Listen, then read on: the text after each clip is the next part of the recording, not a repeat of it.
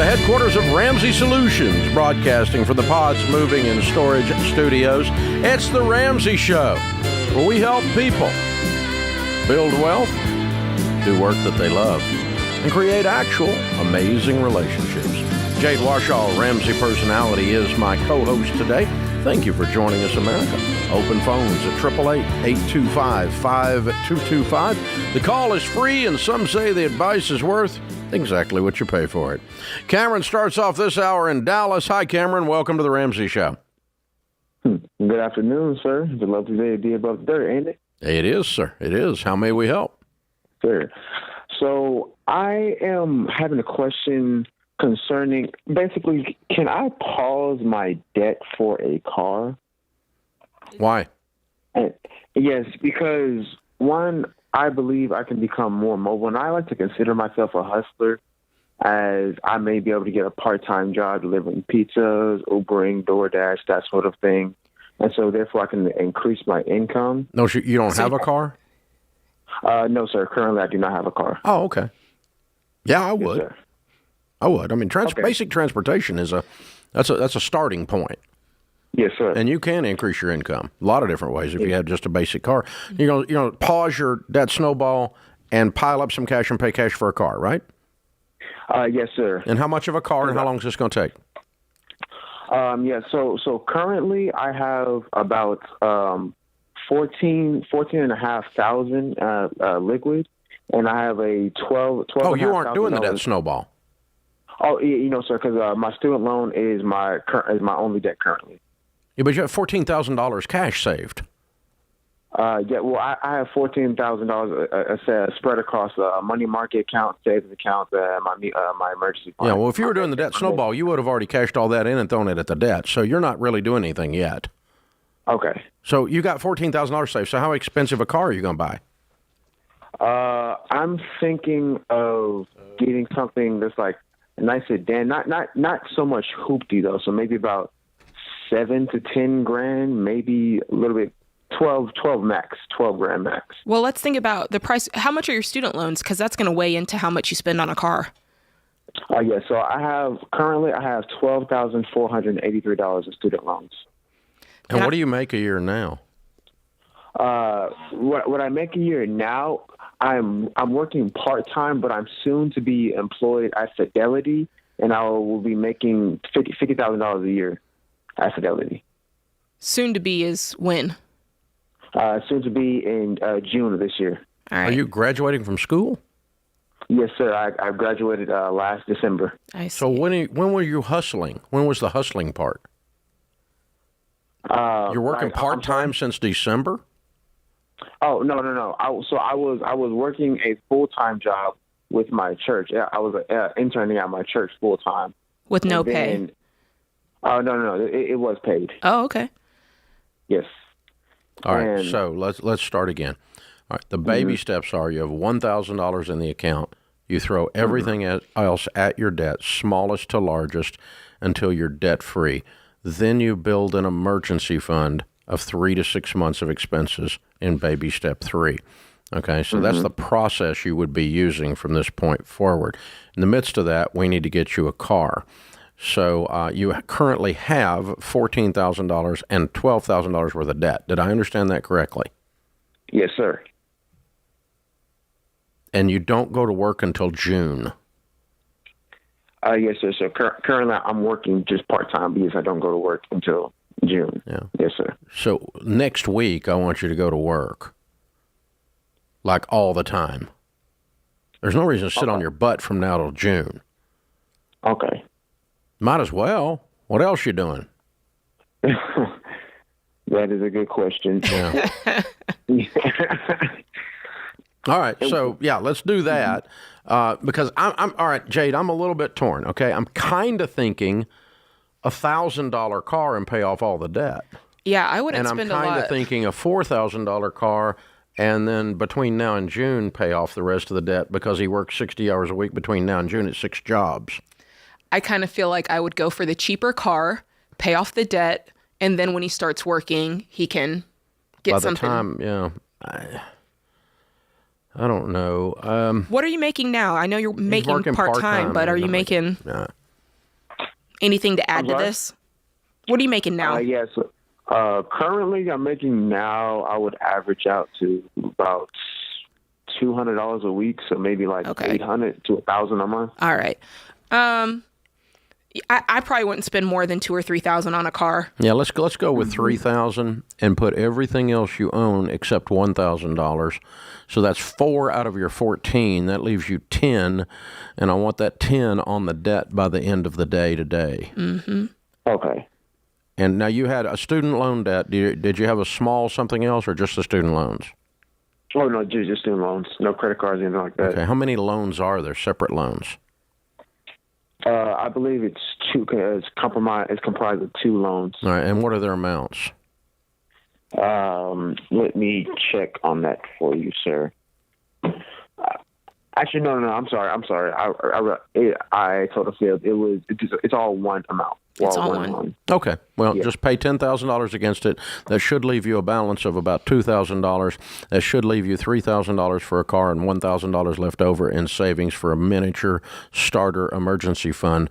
And then you get out there, kick butt, and take names for the next 60 days. Pay that $2,000 off. So by the time you step into the job, you're debt free. Then you finish your emergency fund by the end of the summer of 3 to 6 months of expenses. So it's September, you're driving a $3,000 paid-for car, you have 0 debt and $15,000 in the bank in September. I like your life then. Mm-hmm. But this is the life that a hustler is going to go get, and that means you are working 5 to 6 jobs between now and the time you take this big job because you need money. And that's where you get money. Mm-hmm. That making sense? It's making sense to me. Yeah. I like that plan. Yeah, and I wouldn't spend it. I mean, and here's the thing.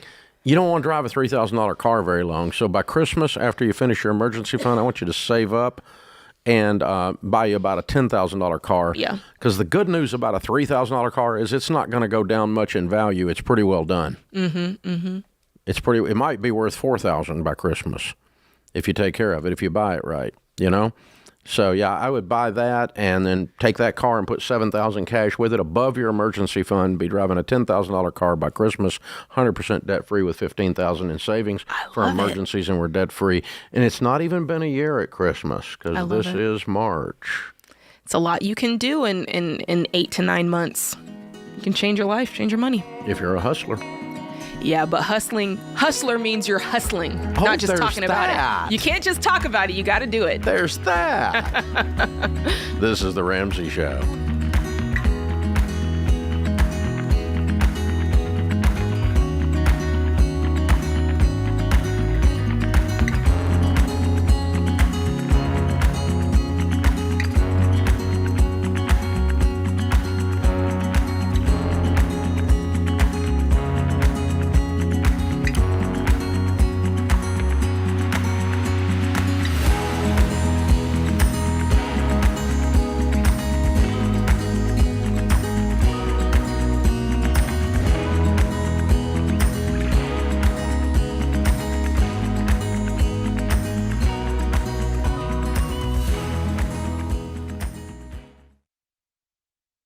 Y'all, there's a lot you can't control when it comes to healthcare, but there is something you should check out that can help.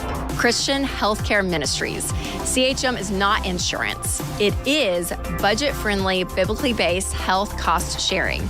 That means a community of members helping share the burden of each other's healthcare costs. They help people just like you in all 50 states. So see if CHM could be right for your family.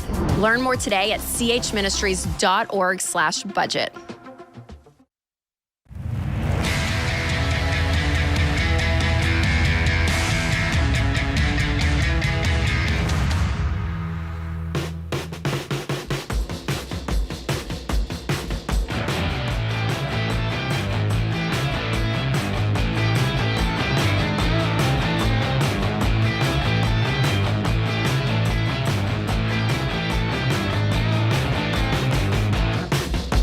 Jade Warshaw, Ramsey Personality, is my co-host today.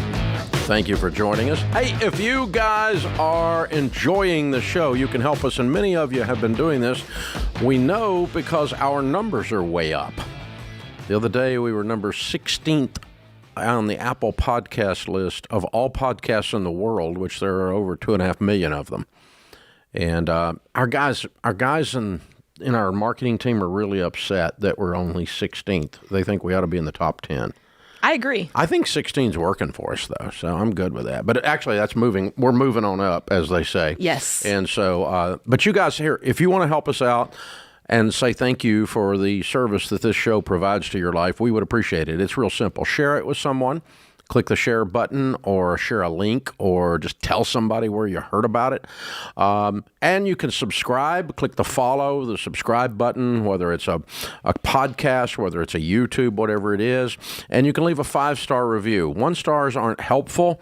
Your mother said if you don't have anything nice to say, don't say anything at all. So just go with Mom's advice and leave a 5-star review. They're helpful. All 3 of those things together actually do move the needle, and Absolutely. it causes the algorithms to push the show forward as a suggested item in people's, how these things magically appear that you were thinking about. Mm-hmm. Yeah, well, we're one of those. Yes. And so that's our biggest, because we're not like spending so much money on marketing that we have our own stadium. Right. I know some banks that do that. Yeah, and I'm sorry, excuse me, I got allergies. But I didn't spend $300 million on marketing like somebody, and so instead, you guys have to tell people about us because you're like our marketing engine. So help us out. And that's a way you can say thank you to do that. So thanks for hanging out. All right, Carly's with us in Montgomery, Alabama. Hey, Carly, how can we help?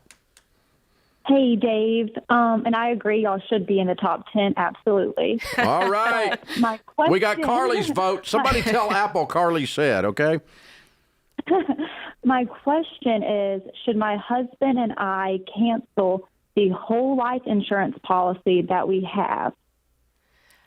I think I know the answer. Well, we do suggest term life insurance, but I would make sure that the term life insurance is in place for both of you before you cancel your whole life policies. So have you already gotten with somebody like Xander to price it out and get it in place? Did you say Vander? Yeah. This is Xander Insurance. Is who we recommend for term insurance and have for 25 years. They got the best prices on the planet. Yeah, they're great. Okay, I'm taking notes. And no, we have term life. We have it through the same person that we have the whole life. What's the company? Correct. It's the Northwestern Mutual. Okay. All right. Cool. So here's what you're going to find out. The only reason we have it is because we personally know. Yeah, I'm sure. That's the only reason you would buy that crap. Mm-hmm. Yeah. Right. And we eventually, want to do real estate, which I know that's also, Dave, how you made some of your money was in real estate, and it sounded great. But here it is a year later, and they're wanting us to pay $8,000 again, which we didn't realize that was an annual payment of $8,000. We've already paid that one time, and it's due again at the end of the month. Yeah. Okay. So you need to get number one. When you go to Xander, you're going to find that Northwestern Mutual is one of the most expensive whole life companies out there. One of the worst ones, translation, and their term insurance is as bad as their whole life. So you're going to be able to cut your cost for the same exact policy on the term probably in half. Your term insurance is super expensive term insurance too. Okay, but we need to get that in place because I don't want one of you to die with no insurance because you cancel all your policies and then it takes 3 months to get your new ones in place, right? Car wreck happens in the interim. Little kids are hungry. I don't like that plan. Okay, number one, start new policy. New policy, Xander, Zander, insurance.com. Go there. It'll get you a quick, easy quote. When you get the quote back, you're going to go, Dadgum, Ramsey. Yeah, okay, so there you go. And you should have a good rule of thumb is 10 to 12 times your income on you, 10 to 12 times your husband's income on him. What do you make? I make 47 roughly before side hustles. I want you to price 500 and 600 on you at 15-year level fixed. How old are you? I'm 25. Good. It's going to be the cost of a pizza. Yeah, super cheap. It's really cheap. And just put it on a monthly plan and just pay it monthly, okay? It's real easy. It comes out of your checking account, goes right in your budget. Now, what's your husband make? 45. Okay. So same thing. So let's say we put 600 on him. Let me show you how this works, all right? This is why we do this. It's important to not do it because I said do it, but important otherwise, that you understand. Okay. So $600,000 invested in good mutual funds. The stock market has averaged 11.8% since it began. So if you get an average rate of return or less, let's make it round so it's real easy on the radio, 600,000, let's say that you made 10% on that. Your husband died, you got 600,000, you put it in a mutual fund, it makes 10%, and that makes you get an income of 10% of 600,000. Does that sound like 60,000 a year to you, Carly? Honestly, it kind of went over my head. Okay, 600,000. I'm trying to follow. That's okay. A visual person. $600,000 on your husband, and he passes away. The insurance company sends you a check for $600,000. You take that check, put it in mutual funds with a SmartVestor Pro because you listen to this show. Okay? Okay. If the mutual funds made 10% a year, 10% of 600,000 is 60,000. Did we do it that time? Did we make it? Mm-hmm. You with me? I'm with you. Okay. So if you got $60,000 a year coming in and the 600,000 didn't move, they're just sending you the income off of it, you get that forever. You following me? Mm-hmm. So your husband's income that was lost when he passed away in our bad story here has been replaced with a $60,000 income from investments because you had the proper amount of term insurance in place. Okay. Did that make sense to you? Yes, sir. Because that's the purpose of it, is to replace it and not eat it up. So it just sits there and runs. It's just the goose that's laying a golden egg every year that's $60,000. And so I try to not buy too much life insurance. I don't want to be worth more dead than alive, because then I have to sleep with one eye open with Sharon Ramsey, right? Mm-hmm. Okay. Yeah. So you need to get 600 on you, 600 on him, or 500, right in there, that range, for that reason. When that's in place, you'll want to drop that other stuff. By the way, if you don't pay the $8,000 payment, it'll take them 60 to 90 days to get around to canceling you, minimum of 30 days. Okay. So, yeah. Now, how much is your term insurance currently? How much is your current term insurance? Not how much coverage is it? I don't know. I want to say maybe $1 million for both of us. Of term? $1 million each, or 500 and 500? No, 500. I think 500 and 500. Right. Well, that sounds like the proper amount, and all you're going to end up doing is replacing that because you're going to find it's too expensive. Okay. You're going to find, again, you're going to be able to do that 500 and 500 for a lot less than you're paying now, assuming they have a 15-year term and you're comparing apples to apples. But that's what you need to do right there, kiddo. That's a good point you made, Dave. I think a lot of people don't realize that the purpose of life insurance is to replace income, because I know I've talked to a lot of folks in our FPU class and they say, oh, I've got insurance through my work. And for most people, it's not enough to cover a loss of income. 1 year of income. Yeah. Something like that. So check your insurances, make sure you're covered to the right amount. Check with Xander Insurance. It's just not that much. It's really not. I mean, it's not a lot of money to put $500K on a 25-year-old. Especially when you're healthy. Yeah. And man, if something happens, it's a big deal. Peace of mind. You're just irresponsible to be out there walking around without it. So people, get this stuff in place. This is the Ramsey Show.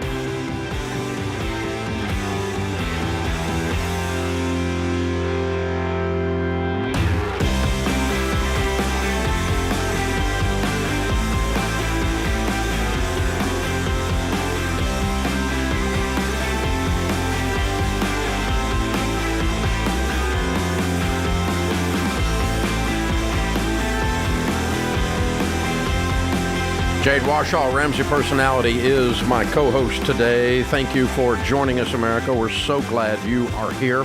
Hey, with debt payments out there at an all-time high, do you know credit card debt's at an all-time high? Car debt is at an all-time high. Student loan debt is at an all-time high. I wish one of these would fail to be at an all-time high, but none of them have so far. You people continue to keep us employed. I'm just saying. I mean, like me and Jenny Craig, we got a big job. I'm just Job security. There's a lot to do here. Debt payments are everywhere. And now with inflation being out of control and other stuff happening all over the culture, more and more of your paycheck being stolen, well, you shouldn't have to live with this kind of stress. If you want to change, and something does need to change, you know that, you have to have that moment where you say, I've had it. I'm not living like this anymore. If you've had that moment and you are really ready to go through the pain of changing to stop the pain of this financial anxiety, then you need the opposite of financial anxiety, and that's called Financial Peace University. It's our 9-lesson, 9-week course that'll teach you how to beat debt, build wealth, and become outrageously generous. It's everything you wish you'd learned about how to handle money. Nearly 10 million people have taken Financial Peace University. If you're ready to change, we can help. I can't make you do it, but I can show you how if you're ready. Financial Peace University, RamseySolutions.com/FPU. RamseySolutions.com/FPU. Julie's next in Columbus, Ohio. Hi, Julie. Welcome to the Ramsey Show. Hi, thank you. I appreciate you taking my call. Sure. How can we help? So my husband and I are working on the steps, and we are on step 2, and now we're ready to, we differ a little bit on our viewpoints as far as what we should do next. So we're both 50 years old, and I want to focus any extra money on any of our debts or all of our debts, the credit cards and such. And he has just started a job that now has the opportunity for some retirement funds. And he does not have any sort of retirement or pensions up to this point. So he wants to focus all the extra money he can into building a retirement fund for himself. Okay. So you didn't really tell us accurately then. You said, my husband and I are wanting to work the baby steps, because the truth is you are wanting to work the baby steps. He's not. Yeah, you guys are not on the same page. Right. Yeah, you're wanting to be baby step 2, everything in on getting out of debt, because when you get out of debt, then you've got plenty of money to put money into retirement. And yeah, you've got some catching up to do at 55, but you can do it. Mm-hmm. But the fastest way to do it is get out of debt. So you're ready to do it. He's wanting to do his plan. Yes. Hey, so I guess, I'm sorry, go ahead. Are you guys combining your money? The way you talked about your retirement, you said I heard you say his retirement and his. I just want to see where you guys are in that area. So basically, he is giving me some towards the bills at this point, and I'm finally getting him with the idea of, you have to let me take over because he struggles with it. Nope. So both are wrong. You're both wrong. Yeah. You guys need to overhaul this entire situation, because the fact of the matter is you're not on the same page. You want to do this. He wants to do something else. You guys are not sharing your money. You're on separate game plans. Thing one is getting united on just marriage, which in this case involves your money. And I'm wondering for you, if you were to speak to him and say, hey, I talked to some knuckleheads on the radio today, and they said that we need to combine our finances. That's step 1. What would he say to that? And what do you say to that? I'm game for it. We had done that in the past, and we were fine with it. I managed paying the bills. I kept him informed of everything. Mm-hmm. He, with starting a new job, he has kind of gone a bit overboard on spending and opened up a bunch of new credit cards. And I do feel like he's just gotten embarrassed as to where he is at this point. No, he should be, so that's good. And now he's gotten where he can't handle it. Yeah, when I do stuff stupid, it embarrasses me too. So I understand. Yeah. Yeah. Because what he's doing is wrong. Of course he's embarrassed. Of course he feels foolish because he's been foolish. That'll make you feel foolish, being foolish. I've done it. I know. So here's the thing. Let's back up 3 steps, and like we said, and like Jade said, and reset. So number one, the advice we're giving you is not theory.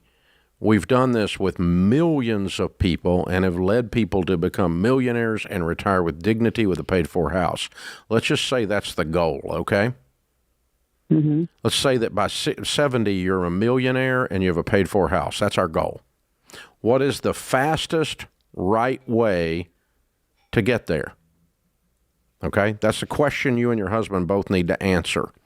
Now, we have proven by teaching and walking with thousands and millions of families now that the fastest right way to get there is a process that we call the baby steps, where you first save $1,000 in baby step 1.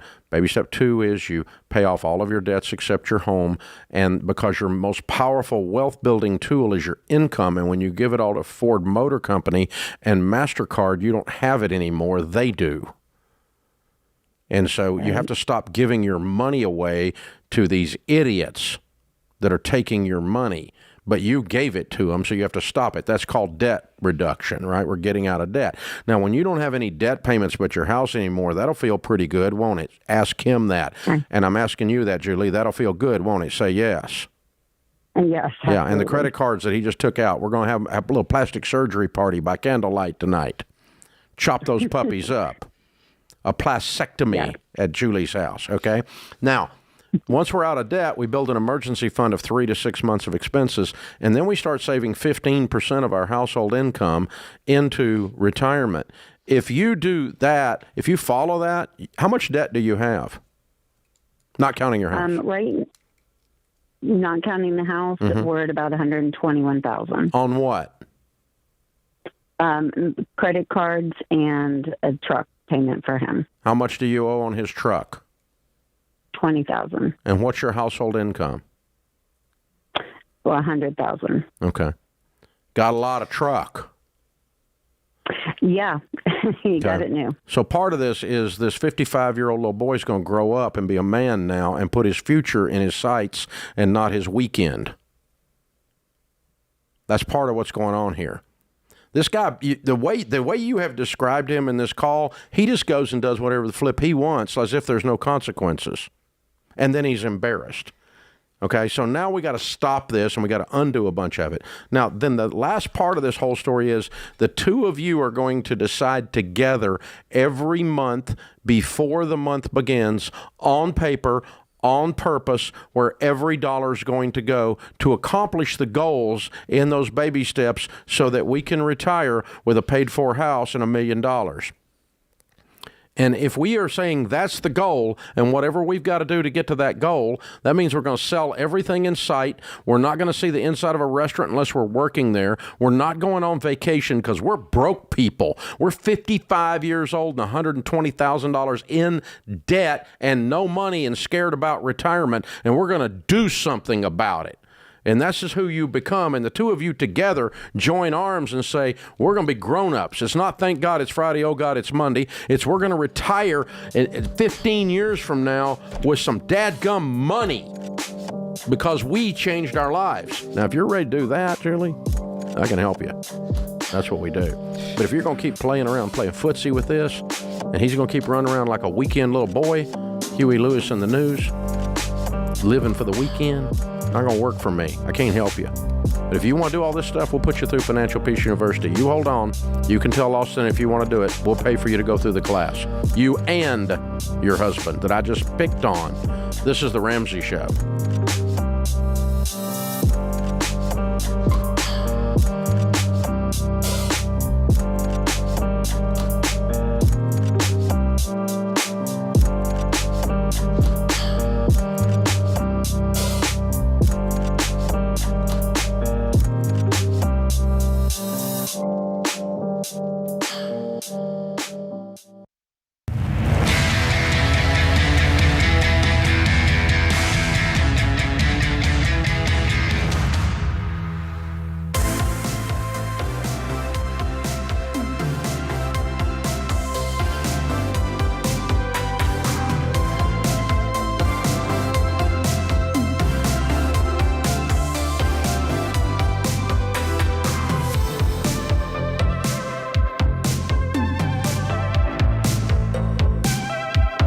Jade Warshaw, Ramsey Personality, is my co-host today. Thank you for joining us, America. Open phones at 888-825-5225. Hey, if you are a brand new listener, and as we have said, there are many of you out there that are brand new, we appreciate that. And if you want to learn how this Ramsey stuff works, some of this inside baseball where we're saying stuff like baby steps and we're saying things like debt snowballs and all that stuff, go to RamseySolutions.com, click on the Get Started button, and we'll help you figure out the next best step in your financial journey. We'll let you know where you are in the baby steps and what you do from here, exactly what to do. RamseySolutions.com, click Get Started. Jade, it is worth you and I taking a moment and explaining that the thing that we have discovered at Ramsey 30 years ago that has made all the difference in the world in people's lives is not the tactical what to do with money stuff. It's the understanding that personal finance is 80% behavior. Yes. 20% head knowledge. The mathematics of becoming a multimillionaire are learned by the 6th grade. Spend less than you make. Oh, Dave. I mean, that requires self-control. Ta-da! Yeah, so the problem is the guy in my mirror. Yeah. If I can control this goober, he can be skinny and rich. But goober has a problem. His name is Dave. And, you guys gotta figure that out, because that's the bad news. The bad news is I'm the problem. The great news is I'm the solution. Yeah. It's a decision. Yeah. You just have to decide you want to do something different, because you kind of already know what to do. We'll give you the fine tuning and we'll show you but we don't sell magic beans here. Jack is not here. Yeah. Dave's here. You have to do the work. There's no easy button to push on this. There's no magic pill, like you said. You're going to have to look at what you're doing. And if you want a different situation, you're going to have to do something different. If you want to experience change, you're going to have to change your habits. That's how it works. You can't just keep doing the same thing and think you're going to get the same result. And what I love about how we teach money is they are very simple concepts, Dave. Very simple. Live on less than you make. Yeah. Get on a written plan. And they're countercultural. Absolutely. Because most people spend more than they make. Yes. Get out of debt and stay out of debt. That's countercultural, because most people believe you have to have debt to win. And actually the data says, and 30 plus years of doing this, leading more people into millionaire status than anybody else, tells me and tells you and tells us at Ramsey that the proper way to do this is get out of debt, because your most powerful wealth building tool is your income. Yeah. And so you've got to pay a price to win. You got to live like no one else so that later you can live and give like no one else. There's a price to be paid to get out of the mess that you made. Yeah. And let us be like you said, it is countercultural, because everything out there is telling you to be reliant on something else. The credit system is telling you, you need credit. You need us. You can't exist in this world without us. And the government tells us the same thing. You need us. You can't exist in this world and pay off your debts. You need us. Everything is giving us the message that we cannot be reliant upon our own volition. We can't handle our money ourselves. We can't do anything on our own. And that's completely false. You actually do have control over how you spend your money. You actually do have control over the decisions that you make. That's false. But part of it is, whether you're 25 or whether you're 55, is growing up. Absolutely. And one definition of maturity is the ability to delay pleasure. Adults devise a plan and follow it. Children do what feels good. Yep. And I don't care how old you are. If all you do is go on your feelings, then you're a child. Absolutely. You have to say, all right, there's a destination over here. What has to be true that is not true today, so that I'm that person over there instead of the person I am right now? Come on. You are preaching to the choir right now, because some of you know my story and some of you don't.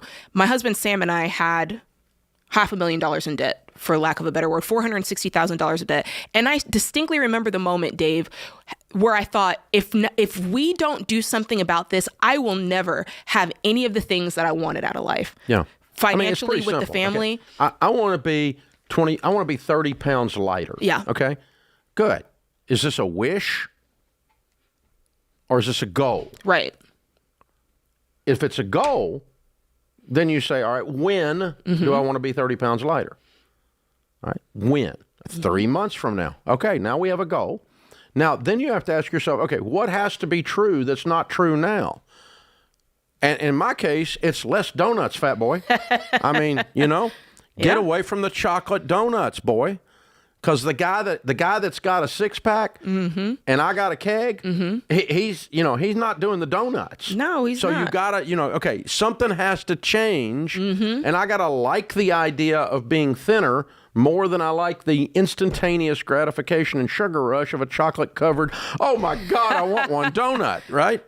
Well, practically for us, it was you don't make enough money. So you need to earn more money. What has to be true that's not true now? I need more money. I care too much about what other people think. So I'm buying stuff I can't afford to impress these people. Got to change that. I'm trying to drag along a spouse who's not going along with this. My spouse keeps running off and doing this other crap, and I'm trying to do this. Well, what has to be true? What has to be true is you guys got to get on the same page. Yeah. Because that's a key data point in people who win with money. They control their behaviors. Adults devise a plan and follow it. Children, well, I deserve a new car. Call the wambulance. Seriously, children do what feels good. Now, I've been both probably today. But certainly in my life, right? Yeah. I mean, there are times there's a higher, more noble Dave, and then there are times it's, I just want one, Don't tell me I can't do it. I deserve it. I work hard. Oh, shut up.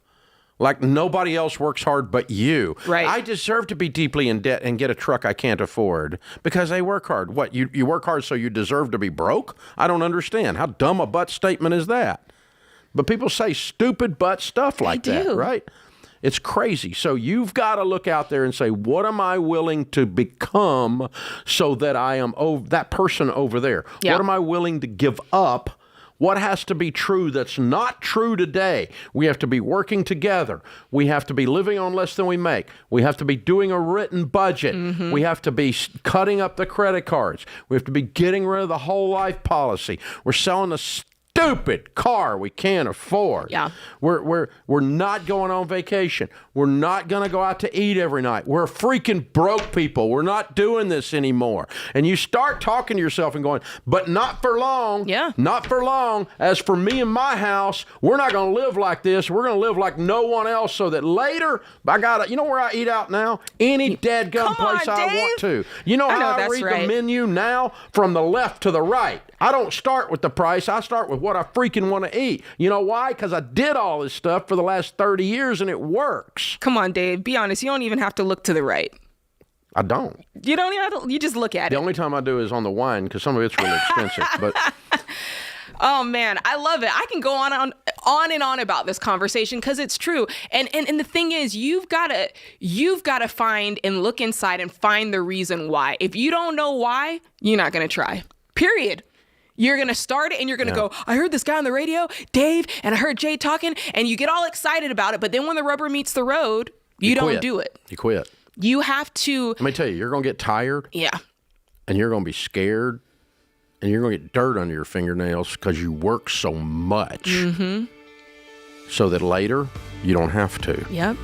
And it changes you. You know, where you want to be working extra jobs when you're 70 or when you're 27. Okay. Because social insecurity is not going to cut it, baby. I know, right? You talk about too much month at the end of the money, broke old people living on Social Security. This ain't fun. Won't you sign up for a different trip, boys and girls?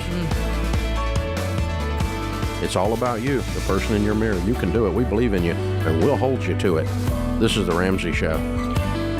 Dave here. You can find all of our shows with the Ramsey Network app on your smartphone. It's the only place to listen to the entire back catalog of episodes. Download the Ramsey Network app in your favorite app store today.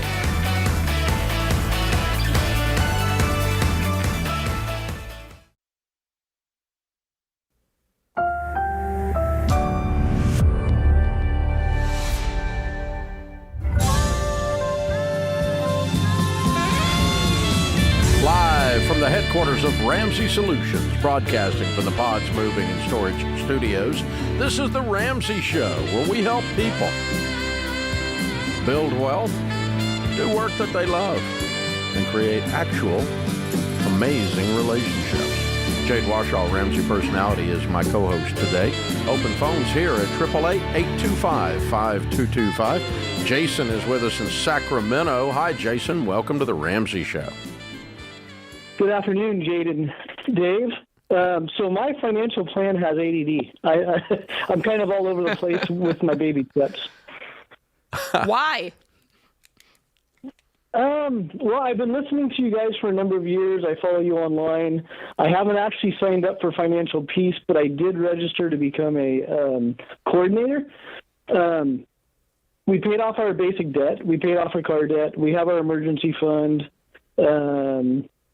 We have our 3 to 6 months in savings. So I think we're on 4, 5, and 6, and then we just kind of went, okay, we're good. You have no debt at all except your house. Well, you're going to yell at me. I have $2,000 in credit card debt that we not roll over, but our monthly expense. But no, wait. Were you listening? Okay. I was. Dave, okay, so you already got yelled at a little bit. For those listening, I will get yelled at, yes. For those listening to the past segment, we yelled at some folks. But here's the thing, Jason. You said you're a longtime listener. You said you understand the program. You're choosing to do something different.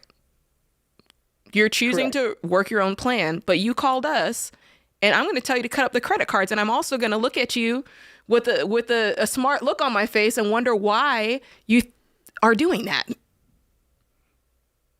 Honestly, the way it started for years, I was cash only before your show. And then we weren't in a position where we wanted to pay cash for a car because it would have cut too much into our savings. And we had no credit. So okay, I'm sorry. Let's stop a second. Let's stop a second. Because we had stop. No credit. Whoa, stop. Okay, I've heard about your plan, and you know about our plan. What's your question? Yeah. So the question is, outside of my $2,000 credit card debt for the monthly bill, I'm somewhere between steps 4, 5, and 6. No, you're not. And I'm just trying to figure out the best way to navigate. You're not working this plan. You're not working the baby steps. But what's your question then? Okay. What's your question? Okay, so you want me to pay off the credit card debt? No, what is your question? Roll in the steps 4, 5, and 6? I want you to tell me what your question is. Are you asking what baby step you're on?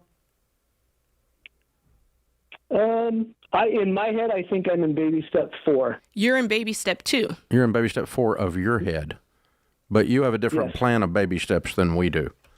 So, no, you're in baby step 2. You still have credit card debt, and you still have credit cards. So you still have consumer debt. 100% debt-free with no credit cards and debit cards in your pocket that you use your money is baby step 2. And you're not there, okay? And it's inconvenient to pay cash for my car because I don't want to limit my savings is your plan, not a millionaire plan. Not a wealthy person plan, a middle-class person's plan. Mm-hmm. I'm going to leave money in savings at 3 to 5% and borrow money to buy a car at 8 to 12%. Well, that's a freaking genius move. I mean, so what you've got to decide, Jason, is, and it's okay, we're not going to be mad at you, but don't walk around telling people that you're on a baby step because you're not doing any of it. You're doing your deal.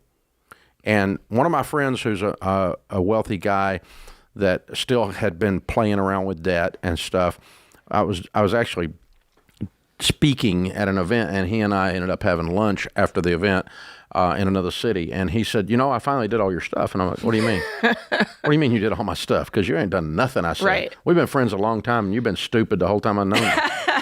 And he goes, well, what do you mean? I said, man, it's okay. I still love you. You're still my friend, but you don't do our stuff. And he goes, no, I really do. I said, what do you mean? He goes, I did it all. I'm 100% debt free. I've got my emergency fund. Matter of fact, I'm paying off my house. I paid off my house 2 weeks ago. Oh, wow. And so he's baby step 7, right? He did it all. And I said, what changed? And he goes, well, I finally had to submit myself to the process that you laid out because I kept thinking I could figure it out faster than you could. And I forgot that you're the guy on this. Yeah. And he goes, and oh, by the way, when you're doing the stuff in my world, you're going to submit yourself to my way because I'm the expert there. And I'm like, I'm in. Smart guy. I'm in, you know, I mean, but you have to, you know, you got to find a proven thing and then do the thing, not ish it. I mean, ish is a wish. Dave, you're on the radio. We're on the radio. What was it? Number 16 show. Financial expert. And when I'll talk about myself from before I got here. I listened to you and I listened to the other personalities because I'm like, they're in that position. They understand money. I'm a lay person. I'm just trying to scratch and claw my way. Do I really think that I've got a better method, or am I going to go for the folks that have helped millions of other people do it? And if you do, it's okay. Go do that. Go do that. It's okay. We don't have to be mad about it. I'm not mad about it. But here's the thing. If you want to do the stuff we're talking about, do it. Yeah. And it'll work. It's a proven process. Screwing around with it and ishing it. You know, I'm Ramsey-ish.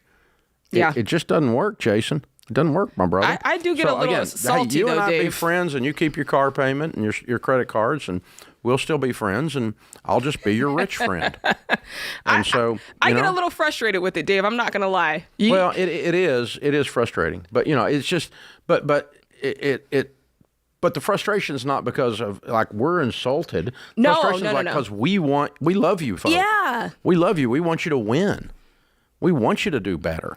Yeah. And we want you to turn the corner on this stuff. And so, but it's like a lot of things in life. Have you ever had a friend that was, you know, trying to quit drinking or trying to quit misbehaving, and you wanted it for them more than they wanted it for them? Yes. Yeah, that's the frustrating part because we see it and we know and we get it. And welcome to the Ramsey Show. Yeah. So there you go. Yeah, because we love you. And but everybody's got stupid people that they love. I mean, you know, we all do. And I'm the stupid people that other people love. I was about to say, I'm on the other end of that side. in some cases. I love Dave, but he's crazier than a bean. You know what I mean? It's okay. That's all right. I'm good with that. It's, not a bean. You don't have to be. We don't have to be mad about it. We don't have to troll somebody about it or something like that. It's just a matter of, are you going to do this stuff? It's like I hired a personal trainer and he's got a 6-pack. I got a keg, right? And I'm like, and he tells me what I need to eat. Now, if I don't eat what he says, then I'm not going to look like him. Well, it's one thing to not eat what he says, but don't sit there and argue with him about it. I'm actually a nutrition specialist. Check out this belly. It proves it. Right. Some of the folks come on here and they rip off their shirt. I have taken in more food than you, so I know more than you. This is the Ramsey Show.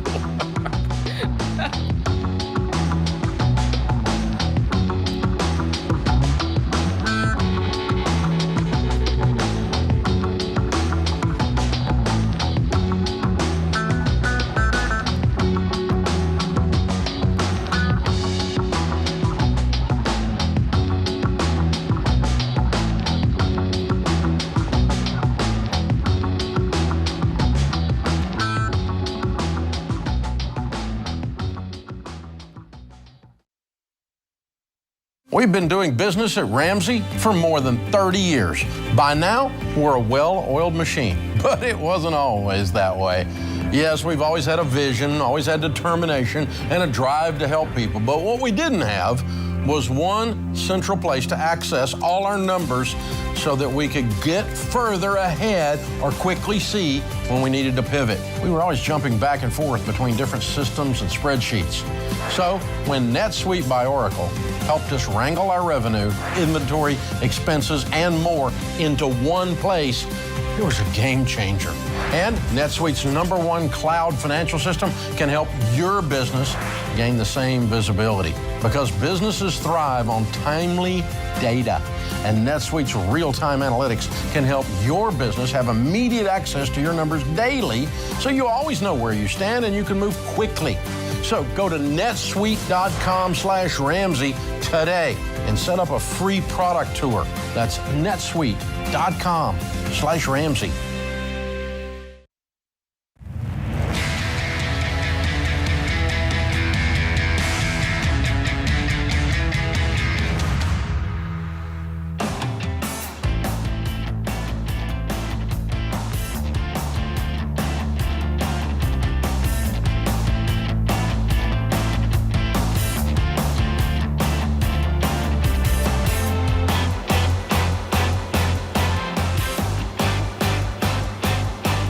Jade Warshaw, Ramsey Personality, is my co-host today. Thank you for joining us, America. Our question of the day sponsored by Neighborly, your hub for home services. Don't wait until the AC or other home systems go out this summer. Neighborly is your key to staying on top of your home maintenance needs. Don't wait on emergencies. Find reliable home service providers like AirServe, Mr. Appliance, and Mr. Rooter Plumbing, lots of others at neighborly.com. Keeps your house running like clockwork. Today's question of the day comes from Harry in Georgia. He says, I have a budget in place and I'm using the debt snowball. Would you recommend consolidating all of the debt into one giant personal loan? I also have a total of $50,000 between 5 credit cards, a personal loan, and an appliance loan. I also have a ton of equity in my home, so I was wondering about doing a home equity loan, which could give me tax savings on the interest. Should I just keep it status quo for now and continue the snowball, or do debt consolidation loan? Overall, I'm just looking to expedite debt elimination. All right, so the debt snowball, I would not call status quo. I think that it is the most effective way to pay off debt. And it's been proven. There's been some studies. I know Harvard published a paper about why the debt snowball actually works and that it works. It's the most successful way to pay off debt. So I would not recommend, Harry, doing a consolidation or a HELOC. And it sounds like you're just like trying to think of ways to get this debt out of your life. And again, there's no easy button. You're going to have to list your debts from smallest to largest and work to pay this off. If you do a debt consolidation loan, there's a couple of things there. You're not paying it off. You're just clumping it all together, moving it all together. And actually, there's studies that show that when you do that, your brain thinks that you have less debt and you go back into debt again because you've moved it all into one payment. You haven't actually paid it off. Not to mention, when it comes to debt consolidation, they're doing for you what you can do yourself. They're making deals with these companies. You can do that yourself. You can set up payment schedules. You can do all of that yourself. You don't have to pay somebody to do it for you. And a lot of times the interest rate when you get debt consolidation is no better because it's based on your credit. And if you have ruined credit, then you're not going to have a better credit rate on that debt consolidation loan anyway, a better interest rate. So I wouldn't do that. And then talking about the HELOC, again, you're just moving debt and now you're moving it into your home mortgage. So you really want to put your home on the hook for your debt. I would not do that. Home equity line of credit is what he's talking about for somebody who's listening the first time and you don't understand what that is. It's basically a line of credit that you pull out on your home, and he wants to use that to pay off his debt. A terrible idea. You're not paying it off. You're just moving it into your mortgage. Not a good idea. Let's use the debt snowball. Again, list your debt smallest to largest, make minimum payments on all of the debt, and then take any and all extra money that you can and throw it at the smallest debt until it's paid off. Gotta go quickly, gotta use intensity for this. And then when that smallest debt is paid off, the money's freed up and you throw it on the next smallest debt. And then you do that again. And before you know it, you've got a nice snowball going, and that is how you pay off debt. And let me tell you something, you wanna do that. You need to do it smallest to largest so that you feel those wins, Harry, because when you feel the win of paying off that smallest debt, you're going to be like, wait a minute, I can do this. This works. And then you're going to go to the next one. And you feel that motivation once you begin starting and once you start feeling the momentum that comes with the snowball. So just do it. Just walk yourself through the process. You're going to be better for it. You're going to allow yourself to feel the pain of your debt. When you do the snowball, you feel it. Because you have to work to make it happen. You're not just rolling it into some other loan. You're not rolling it into your mortgage. You're not taking the easy way out. Harry, the thing you got to remember is this. You have a block of debt that's $50,000. If that block of debt is a debt consolidation loan, it's still $50,000. If that block of debt is a HELOC, it's still $50,000. There's only one way to get rid of $50,000. Pay $50,000. Mm-hmm. There is none of these programs. All they do is lower the amount of interest, and interest is not your problem. Spending more than you make is your problem. Not increasing your income enough to throw at the $50,000 is your problem. You need to come up with $5,000 a month for 10 months because you work so much that you can't breathe. Great place to go when you're broke, to work. Ooh. The interest rate on your HELOC is versus the interest rate on your debt snowball is not going to fix the problem. No. You need $50,000. That's the problem. You're concentrating on the wrong end of the iceberg. The interest is just sticking up above the water. There's a big iceberg below the surface. Mm-hmm. It's $50,000. That's the problem. And I want to write off the interest as having a HELOC. You're not writing off the interest. You don't write off the interest on a HELOC. You know why? Only 13% of Americans itemize.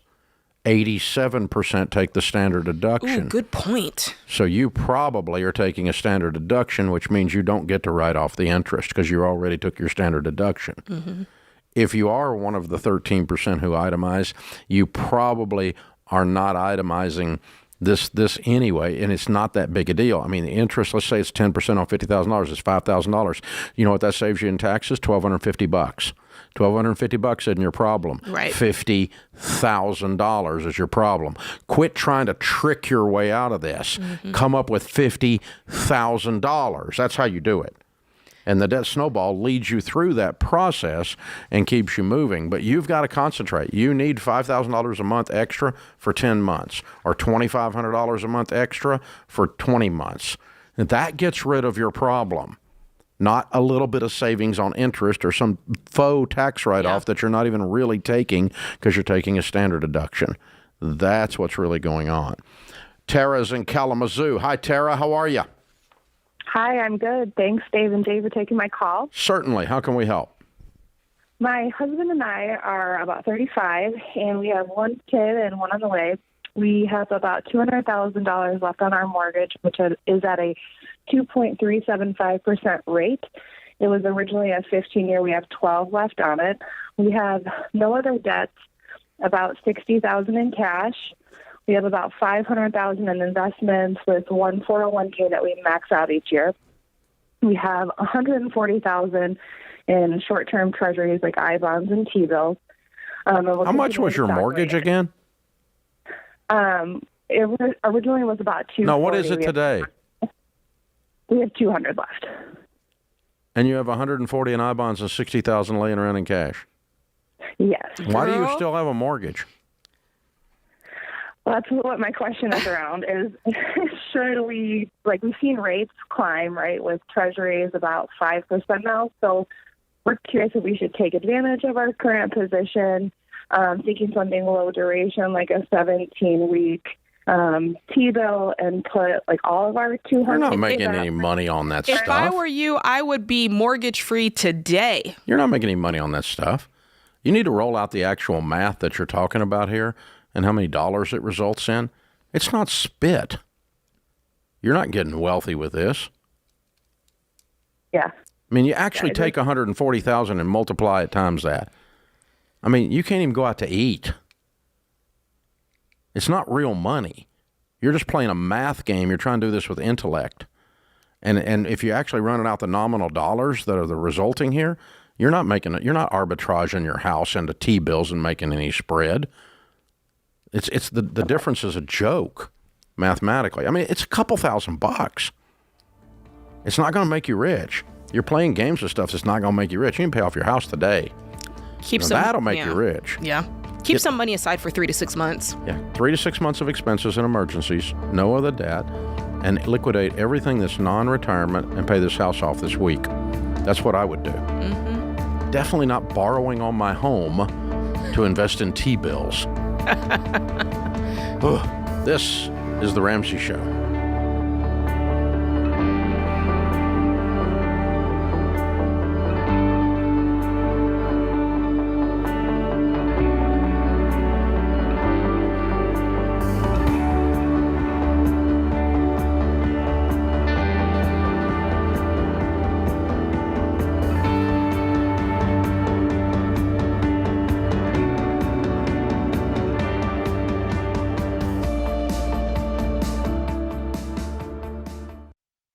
What makes our show unique is that we genuinely care about our listeners. We're intentional about choosing the best advertisers to recommend. Blinds.com is no exception. They offer high-quality window treatments at unbelievable prices, and they make it simple to shop blinds, shades, and interior shutters with easy online ordering, free shipping, and a guaranteed perfect fit. Go to Blinds.com and take advantage of this week's special savings.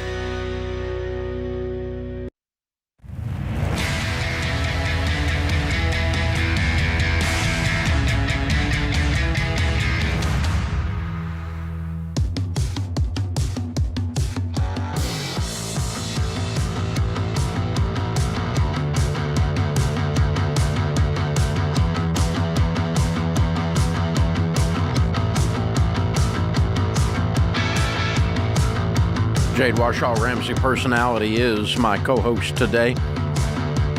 Open phones at 888-825-5225. Angie's in San Bernardino. Hi, Angie. Welcome to the Ramsey Show. Hi, Miss Jade. Hey, Mr. Ramsey. What an honor to talk to you both. Thank you so much for taking our call today. Our pleasure. How can we help? Okay, so I'm hoping you can help us out. My beautiful husband and I cannot agree what to do with a rental property that we have.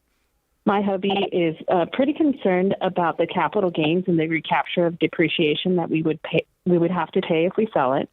And I, on the other hand, I think it's a really good time to sell. And I think this money would change our lives. We would pay off our home. We would invest a little more in our Roths and maybe do a small home renovation. And eventually, like you mentioned before, you read the menu from left to right. I can't wait to get there. So we are humbly asking for your opinion. I should disclose something, and no pressure, okay? No pressure at all. But he did say that if you said that we sell, that he's going to sell. So go ahead and tell him to sell. No, I'm kidding.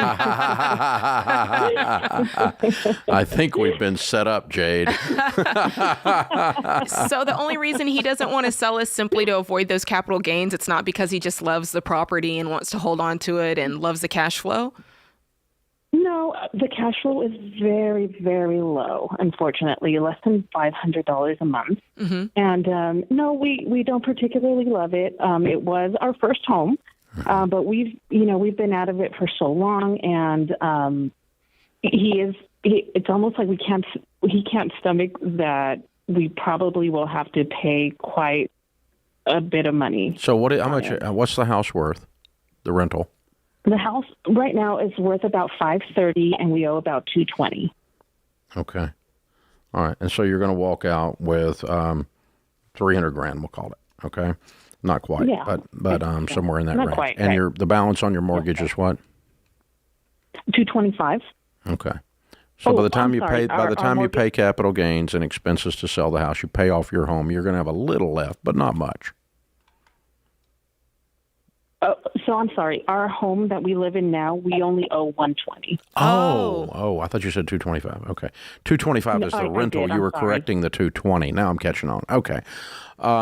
Just $120. Yeah, and it's worth like $700. Yeah. And let's say $300. Let's call it $250 after some taxes and $120. So you would have $130, $125 or whatever left over to do some other things with, give or take. Okay. Yes, so sir. Here's the thing. Let's pretend for a second a good decision-making tool that I use in our house, Sharon and I use this all the time, is if it was already done, would we undo it? Meaning sunk cost analysis is what it's called. Okay, and this comes from the Harvard Investment Newsletter, where the teacher in the investment class would say, if you ever use what you paid for something as your reason for keeping it, then that's using the wrong analysis. And the class was taught to yell out sunk costs. The only reason you keep something is that you like what it's going to do in the future, not how we got here. Okay? That's a proper analysis of an investment, but it's also the proper analysis of possessions. Okay? And so if I'm looking at a boat in my driveway that I haven't put in the lake in 4 years, and it's worth $10,000, and I say to myself, if I had $10,000 piled in the middle of the table instead of that boat, would I go buy that boat? And the answer is, since I don't use the boat anymore, would obviously be no, right? So that tells me it's time to sell the boat. That's a sunk cost analysis. If I didn't have the boat and I had the money instead, which is what happens if you sell it, then would I go buy the boat? And in my case, we have boats and we use them every summer. We love to ski. We're a lake family. And so if you said, if I didn't have that boat, I had that money, would I go buy that boat? And I'm like, yeah, I sure would. Then I don't need to sell my boat because that means I like it. Is what we're saying. So let's reverse this and say your house is paid off. This is to your husband. Okay, your house is paid off. You have $120,000 in a checking account to do renovations with, go on a trip with, or whatever it is you described a while ago you were going to do with the extra. If that were the case, and you had the opportunity to buy this property that you currently own, and you didn't own it, but you had the opportunity to buy it and put down, you'd borrow money on your house, you take the money out of your checking account, and you go buy this house to put down $300,000 on it, $250,000 on it, and we're going to have a $500 cash flow, and this is the house we own. Would you do that? And his answer is going to be no. He's shaking his head right now. You nailed it. That's what you did. He's shaking his head what? He's shaking his head. You're right. He wouldn't buy it. Yeah, he wouldn't go buy it because the only reason he's keeping it is not because he's in love with the future of it. He just doesn't want to give the government any money because he hates them, and I agree. Okay, but I get the emotion, but that's not the reason for keeping the house. The reason for keeping the house is it makes a better future for us. And nowhere in your description of why he wanted to keep the house was that. That's how I knew he would sell it. That's how I knew he would sell it. So it's sold. And the only bad part about this conversation, Angie, is you win. You set us up. You set us up, and you still won, and we knew we were set up. We all win, Mr. Ramsey. Good call. Good call. Especially my husband. You totally used us, and you still won, and we knew it was happening. So this was a great experience. We're so glad you called. Oh, thank you, guys. I love you both. Thank you so much. We love you, darling. Thank you for calling. That was good. Mark is with us in Knoxville. Hey, Mark, welcome to the Ramsey Show. Hey, Mr. Ramsey, thank you for taking my call. Sure. I had an uncle pass away, and I was notified that I have a beneficiary IRA in my name. An inherited IRA. Around yeah. I was just looking at the paper. Yeah. And for it's around $56,000, and so I was just calling to see what I should do with it. I talked with the person there, and they said, I'll be taxed. I can leave it in there. It will grow tax-free for 10 years, but then after that, I'm required to take the money out, and then it'll be taxed. No, it's not exactly true. It has to be liquidated. Okay. It has to be liquidated 10% a year for 10 years. Gotcha. Okay, an inherited IRA, you have 10 years to undo it, and you have to do it 10% a year. So $5,600 each year for 10 years comes out and is taxed. That is the longest you can leave it in. You can also just take it all out today and pay the taxes. How old are you? 26. What do you make? I make about I'm on contract now, but 110 Good grand for you. a What do year. you do? I'm a software developer. Good for you. Okay. Well, we want to honor your uncle's memory and what a wonderful legacy that he's left to you, and I'm sorry for your loss. Thank you. So are you asking what you should do with it? Yeah, I'm what? I didn't know, because I didn't know from taxes, should I just leave it and let it grow in there and take that minimum, like you said, that I have to take out per year and let it grow? Or is it cash out, just cash out everything? What? Yeah. Do you have any debt? Figure out. No, I don't. Good for you. Very good. Okay. Do you have an emergency fund of 3 to 6 months of expenses? Yeah, I do. Good for you. You're doing good, man. Well, I would make sure that the money is invested in good growth stock mutual funds and learn about those. Sit down with an investment advisor. If you need one, you can find them at a SmartVestor Pro that we recommend at RamseySolutions.com, clicking on SmartVestor Pro, and then I would leave it. You're going to be required to move 10% out a year for 10 years and be taxed on it, but I'd leave it. Let the government keep the government's hand off of it as long as I can. This is the Ramsey Show.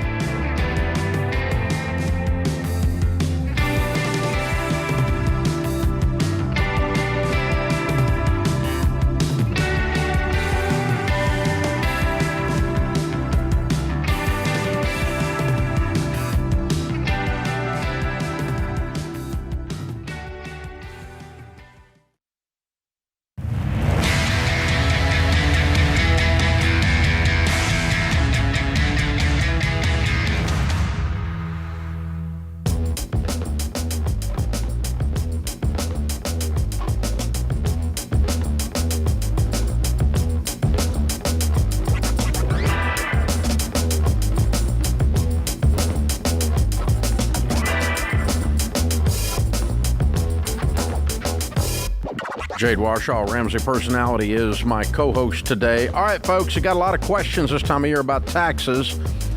We have agreed that we are ultimately hate them, but we got to pay them because it's the law, and we don't break the law. So there you go. Let's unpack a question from one of our listeners. Would Ramsey Smart Tax software give me a lower tax bill than TurboTax? I doubt it. I wouldn't count on it to give you a lower tax bill. Tax software is tax software. The only difference is what you pay for it and how easy it is to use. It should give you, assuming both of them are reasonably written software, that they should both give you a similar result. Ramsey Smart Tax is powered by a company called TaxSlayer, who's been around for over 50 years, and you can count on the software to be accurate and up to date. I think TurboTax will be accurate and up to date. It's a little wacky, a little wonky to use, and it's one of the reasons we did Smart Tax, because it's owned by Intuit, which is Rocket Mortgage and QuickBooks and lots and lots and lots and lots of credit cards. Yeah. So their whole reason for doing TurboTax is to try to get your name and use it to sell you debt products. Mm-hmm. So obviously Ramsey Smart Tax is not going to do that. It's just a simple software. You pay a few bucks and you do your taxes. It's no big deal. But I think the tax, even though TurboTax is the evil empire, we're also going to not say lies about them in that I think their tax software is fine. I think it does a reasonably good job, and I don't think you're going to find anything particularly different about it in terms of the result. Like, do I get a higher refund with Ramsey? No, I don't think so. Not if both of them are operating properly. Yeah. They should do that. So RamseySolutions.com/SmartTax if you don't want to be shoveled debt products while you're trying to do your thing. The other thing is all the forms are included, and there's no like upcharge gotchas. You want some fries with that? You want some fries with that? We don't do that. The thing just works, and you pay one fee and you get it. It's real simple, real clean. RamseySolutions.com/SmartTax if you want to just keep your life simple. But yeah, both are accurate. Open phones at 888-825-5225. Vicky is in Las Vegas. Hi, Vicky. How are you? Hi, I'm good. Thank you for taking my call. Sure. How can we help? I am wondering, my husband and I both have long-term care insurance. And recently I got a letter saying that I could increase the benefit for an additional charge for my premium. It doesn't seem significant on either, and I just wondered what your feeling was. Do you just stick with the long-term policy that you have? I mean, it's with the same company, but every 3 years they send you this offer. I turned it down the last 3 years, so if I turn it down this time, they won't offer it to me again. Okay. So how much is your coverage? We have 3 years, mm-hmm. and it's about $61,000 a year, so just a little over $180,000. Have you shopped around and looked at long-term care, nursing home, or whatever process you're going to use, and can you do that for $60,000 in your area? No, you cannot. It seems to me like it would be like the max they pay a day is $165,000, and it seemed to me like it was going to be more like It was going to be what? 250. No. I'm talking about per year. No, I think it'd be closer to about 80,000. Okay, so you have 60,000. You have 60,000 per year for 3 years, and you think it's going to take 80,000 per year for 3 years. Right, but the increase that they're offering is only an extra $17 a day. Okay. So it's not significant, and then it costs an extra $20 a month on the policy. Okay, all right. And do you have any money? We have, our home is worth about $900,000, and we have about $700,000 in mutual funds. Good for you. And we done. We have pension and Social Security that adds up to about $120,000 a year. So really, we don't need our money. So here's the thing. Okay, here's your way you pose the question back to yourself, and it'll tell you what to do. Okay. Do I want to take $20,000 a year worth of risk for 3 years, $60,000 total exposure? Because it's going to take 80, but you got 60 coverage, right?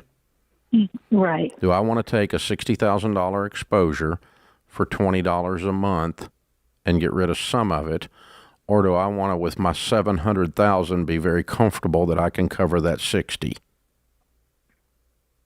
Okay. You don't take the increase. You self-insure it with the $700 because you're not taking that much risk relative to the size of your nest egg. Okay. As a matter of fact, you really could self-insure the whole thing if you wanted to drop it. Well, I've been on the fence about it, but thank you for saying that because I've just not known what to do, so I've kept it. Yeah, it's okay to keep it, but I would not increase it. But, so again, what would you be taking on?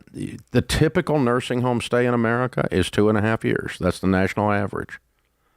Right. And, so your exposure's 3 years at 80,000, $240,000. So if Papa goes into the nursing home, you end up with $500,000 when the smoke clears. If you self-insure through this on average. Now, it could go higher, but if it goes higher, you run out of coverage anyway because you've only got 3 years of coverage. Right. Yeah. Right. Exactly. So it's taking the edge off by having the policy, but I would not give them another dime for any more coverage. I think you're in good shape financially. By the way, you're millionaires. You did a great job, Very Vicki. good. Great work. Paul's with us in Omaha, Nebraska. Hey, Paul, welcome to the Ramsey Show. Hi, thanks so much for taking my call. Really appreciate it. Sure. How can we help? All right, I got a how much house would you buy question. We're moving from Omaha to the Pacific Northwest to be closer to family. And we've got a total, including our retirements, which this last year I converted all into Roth. We got about $600K that we could spend. That would take us down to no retirement and just our 6-month emergency fund. And the question that I have is, how much of that would you spend on a house? Are you talking about draining your retirement to pay cash for a house? Potentially some of it. It's a question. So right now, like almost all of that is basically Roth principal because of the conversion this last year. How old are you guys? So I can take, I'm 34, my wife's 31. So you're going to be penalized too. Because of the Roth conversion and because it's all principal, we could take it without the penalties. Almost all of it. What's your household income? Let's call it 120. How much of the 600 is the Roth? Total, and that's about it's about 135 right now. Okay, so you got 450,000 that's not in retirement. Correct. Okay. That's available to you. The 450 that's left, if you can take it without penalty, and then leave the other 135. It's so the place that we're moving to, it's got a pretty wide range of houses that you can buy there. Anything from your $250,000 serious need of fixing up, right, to your $1 million plus home. That would be true in every city. I mean, the fact of the matter is you can only buy what you can afford, right? So that's kind of that's what your parameters got to be. And of course, we would say to pick something that's on a 15-year fixed rate where the income is no more than 25% of your take-home pay. So those are the parameters we're working in. I wouldn't touch the 135K principal. I would just use the 450. And if you want to save a little bit longer to have more, save longer. Put $450 down as a minimum. It'd be nice to buy a $450,000 house, just pay cash. That'd be choice one. Yeah. Choice two is don't take out a mortgage that's more than a fourth of your take-home pay on a 15-year fixed with $450 down. This is The Ramsey Show.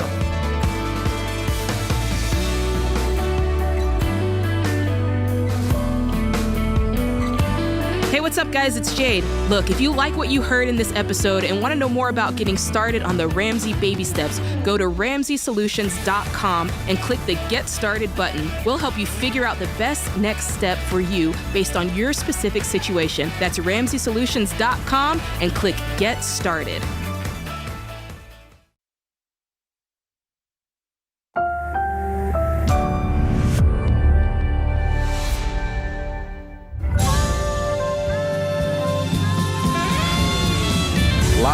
From the headquarters of Ramsey Solutions, broadcasting from the Pods Moving and Storage Studios, it's The Ramsey Show, where we help people build wealth, do work that they love, and create actual amazing relationships.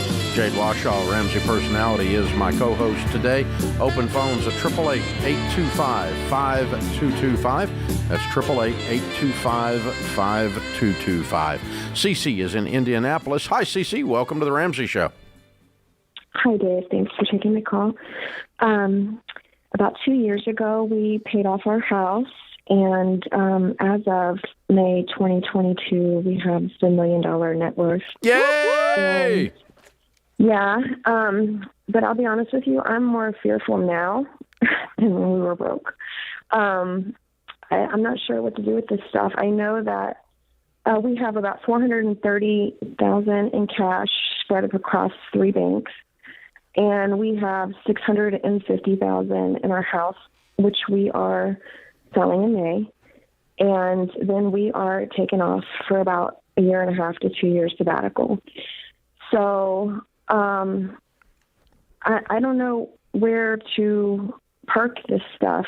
I'm fearful of banks. I'm fearful of, there is a little bit of inheritance in there. So I have that pressure of I'm the 3rd generation, so I don't want to mess that up.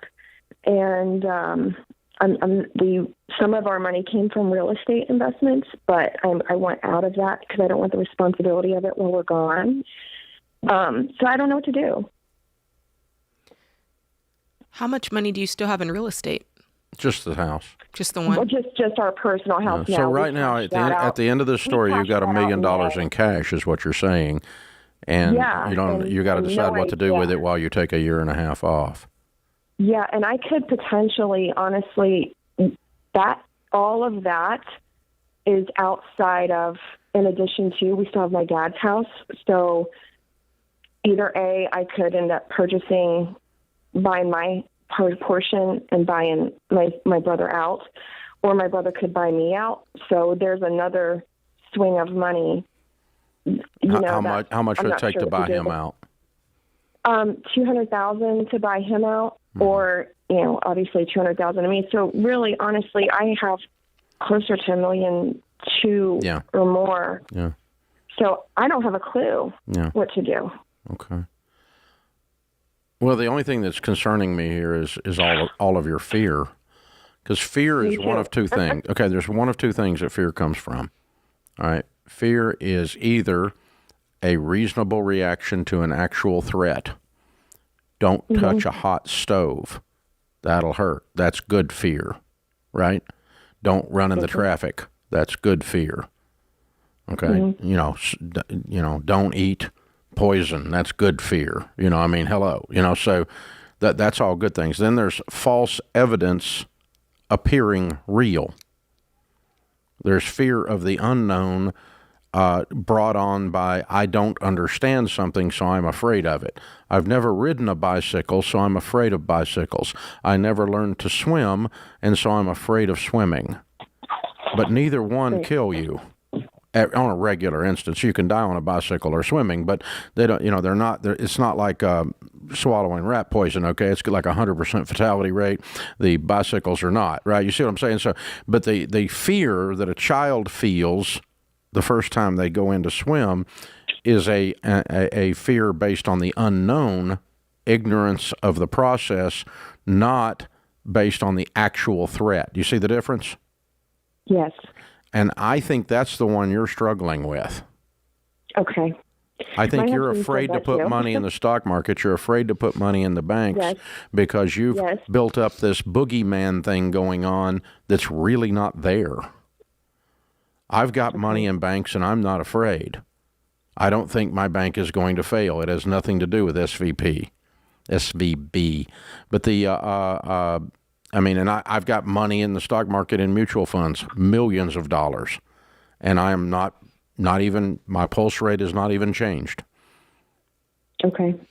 Except maybe a little bit of excitement every now and then. But anyway, so when you bought your home, an example of that is there were no guarantees when you bought the home. There was not a federal guarantee against a loss, but you were not afraid because you were comfortable with your knowledge of the real estate market just because you had walking around sense. You didn't have to be a real estate expert. You just old enough to go, man, I remember when houses sold for X and now they're selling for Y, and real estate's just solid and I can be in real estate. So you're comfortable with that one because you're comfortable with the history and the track record and your knowledge of it. So I don't want you to put put your money in something that causes you to lose sleep. But if you put $1 million aside in good mutual funds, and if it makes 7%, 8%, 10%, you got $70,000 or $100,000 a year to live off of and not touch your $1 million while you're on sabbatical. So how do I go about, I don't know anything about mutual funds. My son is saying the same thing, and he is in the stock market a little bit, but he's so young and inexperienced that I just can't take. He's not trustworthy enough to give you cause your fear to leave. Not because he's a bad guy, but he's just a neophyte. No, right. Well, and he's good at but he's only been doing it for a year or two, so that's not enough for me. Okay, what I want you to do. So what do I do? I want you to get in touch with one of our SmartVestor pros, and that's why we tell you to work with people with the heart of a teacher. And I want you to tell them what you're struggling with. And say, you've got to teach me enough about the history of a mutual fund. Give me a few mutual fund examples. There's some really good brochures out on mutual funds that show the history and show the stability. And, once you study those for an hour, if you can do sixth grade math, you're going to be going, oh my gosh, I get it. Okay. So do you think I should put all of it? Am I hearing you say put all of it while I'm running around Only if you can get comfortable. Okay. I don't want you on a sabbatical in freak out mode. Yeah. Okay. Okay. What does it take you guys to live a year while you're in the sabbatical?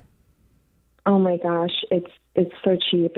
It's probably $30,000. Okay, so here's the thing: if you put $1 million in a couple of banks, 5 banks and 4 banks, and spread it around where you've got the FDIC coverage, and you make nothing, but you sleep and you have a good sabbatical and you pull $30,000 out to eat on, whoop-de-doop-de. That's okay. I would rather you do that than invest in mutual funds only because Dave and Jade said so. Okay. I want you to study. Now, so get in touch with a SmartVestor Pro, begin learning, but only if you can get enough knowledge like you do about real estate. And it's not like you got to go get an MBA in finance. You've just got to learn the history of these things. So, and ask the SmartVestor Pro to give you a brochure. There's a wonderful brochure on Investment Company of America, ICA, as an example. It'll teach you some of the history. It's one of the best brochures on mutual funds I've seen. And it's a good mutual fund too, but ask them to give you the American Funds ICA brochure. This is the Ramsey Show.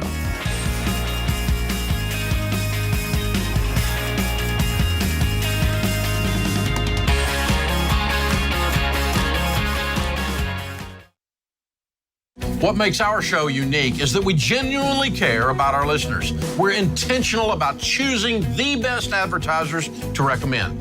Blinds.com is no exception. They offer high-quality window treatments at unbelievable prices, and they make it simple to shop blinds, shades, and interior shutters with easy online ordering, free shipping, and a guaranteed perfect fit. Go to Blinds.com and take advantage of this week's special savings.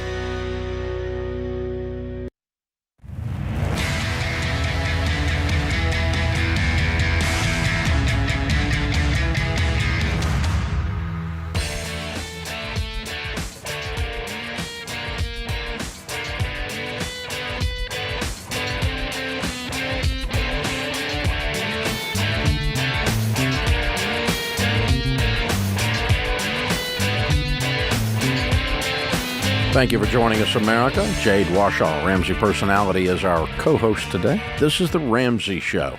It's a show about your life, your relationships, your careers, and your money. Catherine's with us in Baltimore, Maryland. Hi, Catherine. Welcome to The Ramsey Show. Hi, Dave. Hey, what's up? Well, so we started attacking our debt snowball in earnest 2 months ago. And to do that, we're selling a rental property my husband brought into our marriage. The equity would wipe out a big chunk of our debt. The issue is we let the renters know at the beginning of this month we weren't going to renew their lease, and they've stopped all communications. They've got 2 months before the lease terminates because they get 90 days notice. And our lawyer let us know that really the only thing we can do is file for a formal eviction. But it could take 3 weeks to 4 months, and the lease just might expire before it goes through. And so I guess my question really is, do we go forward with an eviction process and the fees since we're planning to sell the property anyway? Should we eat the lost payments? I think my biggest concern is that, if the renters are already acting in bad faith, that if we bring legal action, they'll not only stop paying rent, but they'll, trash the place, and then we have to pay repairs and stuff. So how much is the monthly rent? It's $1,500. Okay. And so they're going to be $4,500 into you by the time this is up. Yeah. And how much of a deposit do you have? We have 1 month, so we have a $1,500 deposit.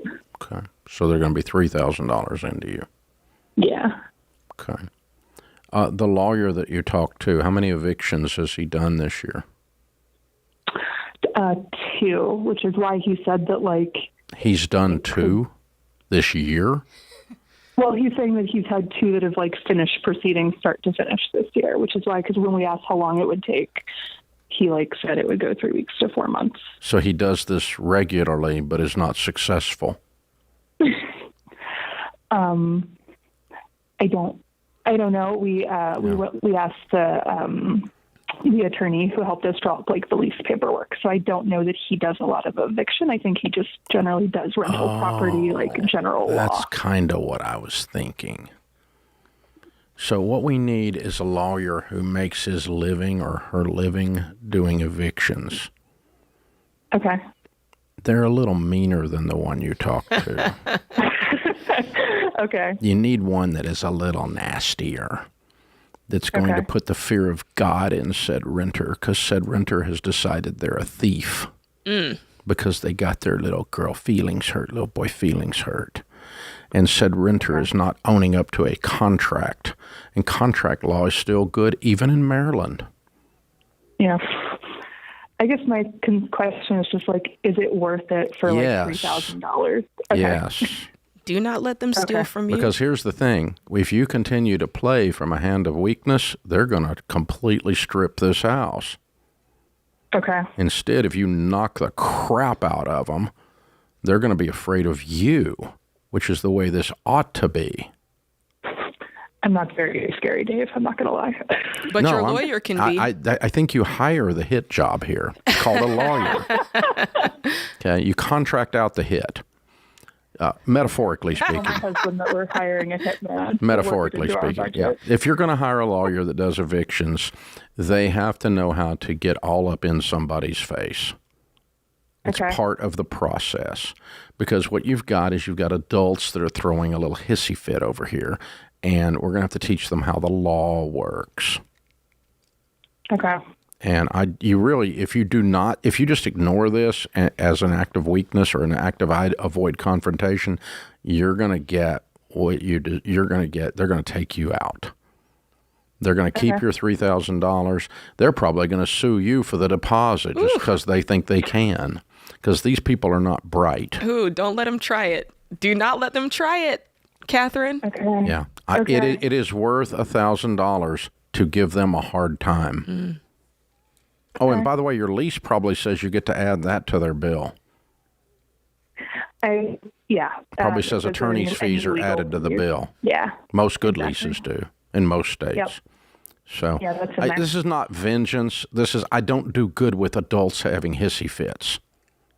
Okay. And just going, I'm just going to walk on the contract just because I don't like it. Well, I don't care, you little wuss. You get to pay your rent. You signed up big girls and big boy paperwork. And so this is how this works. God, that makes me mad. I don't like thieves. Yeah. This is a thief. Yeah. Yeah. So I think you do what you want to do. I've been doing rental property a long, long time. We're never mean to people. We're never unkind to people. But we do have lawyers do it. Sure.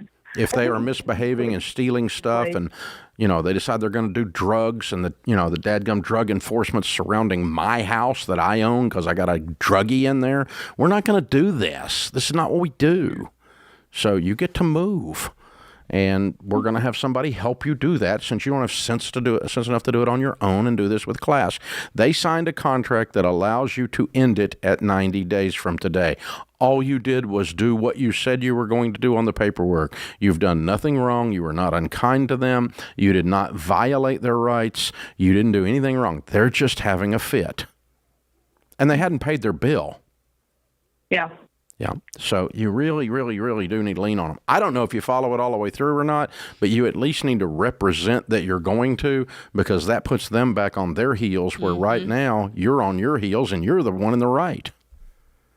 So I don't like dealing with lawyers. I don't like dealing with any of this stuff. I don't choose the fight, but these people chose to not pay their bill. And sometimes we have to have a judge remind people how things work. That's why we have judges. And I hate it. I don't want to do it. I don't ever seek that out. Right. But, oh, my gosh. Whew. It is a matter of posturing, and your guy you talk to is a wuss. You don't need to use him. Yeah, she needs to get more of a pit bull. Sometimes you need to hire an attorney that you don't even like. Brett's with us in Atlanta. Hey, Brett, welcome to the Ramsey Show. Hey, Dave. Hey, Jade. I love your show. Listen to your YouTube channel almost daily. So thank you for taking my call. Thanks. How can we help?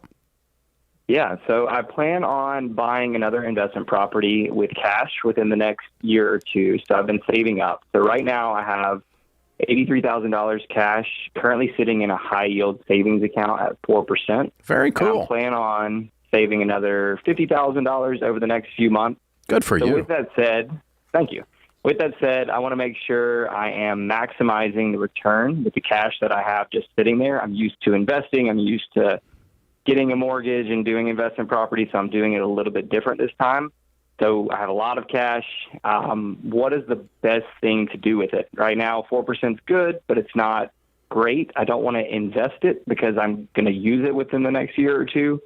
So what should I do? 4% is a parking fee. You're parking the money. If you invest the money and don't park it, you make more, but you take more risk, as you just said. So if I'm you, I'm parking it. Because the money that you're going to have for this is not coming from your return on investment. It's coming from you putting money in the account. Correct. You're the secret sauce, not the investment. If you make 10% rather than 4% over 2 months, that amounts to like 3% difference. It's nothing. I mean, 3% on $100,000. This does not $2,000. You're not within $2,000 of doing your deal here. Your deal is a $150,000 deal. Mm-hmm. You follow me? Yeah, I do. So your return on investment here is not going to make this happen or keep this from happening. I wouldn't. I would just leave it in the market if I were in your shoes. Got it. Cool. You understand why I'm doing that? Yes, I do. Yeah. So, Brett, people like that think like you and I think, because we're math nerds, we look for something to fix the investment, and sometimes the thing that fixes the investment is you. You're the one that's doing the investing. You're the one putting the money in the account, not the investment. And so don't try to fix it. Just pile up money, go do it. Pile up money, go do it. This is The Ramsey Show.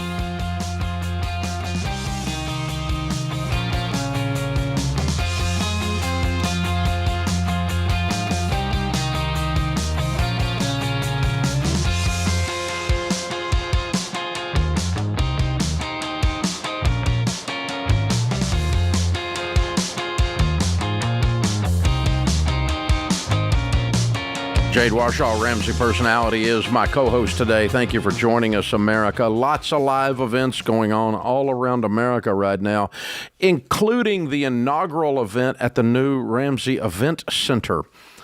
We are just moving in. It was just finished literally this week. And the first public event will be the SMART Conference, April 14th and 15th. It's going to be a blast. All the Ramsey personalities, Rachel Cruz, Dr. John Deloney, Ken Coleman, George Camel, Christina Ellis, Jade Warshaw, all going to join me as we kick off this event. It's a 2-day event or a day and a half event. So here's the deal. We're going to broadcast this show from that stage for a live studio audience of several hundred. If you want to come to that, you can. Let us know you'd like to come, whether you're coming to Smart Conference or not. But if you're coming to Smart Conference, come in early, be part of that. And then there'll be a few-hour break where you go get some dinner when this is over. And then that evening, we're going to have the Smart Money Happy Hour. Yay! To kick off the Smart Conference weekend, Friday evening. Followed by some country music icons. There's a couple of them around here in Nashville, if you hadn't heard, are going to come hang out with us. So we'll have a little Nashville experience from the stage of the Ramsey Event Center, inaugural weekend on Friday night. And then all day Saturday, we're going to be teaching. Cool. It's going to be a blast and going to have a lot of fun. Really looking forward to it. It's almost sold out. There's just about like 52 tickets or something like that left. Tickets, the only ones left are general admission. They're $119 for that whole thing. Wow, that's great. It's a deal. Yeah. RamseySolutions.com/events, and you'll get the inaugural ticket so you can have the memory of being at the very first event that ever occurs, and you get to be part of that experience, and we're pretty pumped about it around here, I can just tell you. Mm-hmm. So a couple of Building Wealth live events in Anaheim and in Salt Lake City left this spring here in April and May. Check those out at RamseySolutions.com/events. Money and Marriage event in the fall with Dr. John Deloney and Rachel Cruz. That is on sale. I think it's about half sold out already. I think it's an October date. So check that out. Ken Coleman is coming to Four Cities to do his career get clear assessment process and sit with small groups of 300-500. Yeah. They're not going to be large events, little 300 to 500 events, and going to be a lot of Q&A. And so we're everywhere, you guys. We are all over the place. Career Breakthrough, that's what that event's called. That's going to be good. Yeah, and so you can check these out in all the different cities, all this stuff at RamseySolutions.com/events. All right, Jeff's with us in Miami. Hi, Jeff. Welcome to the Ramsey Show. Good afternoon. Thanks so much for taking my call. I listen to you guys all the time, so I appreciate it. Well, thank you. How can we help?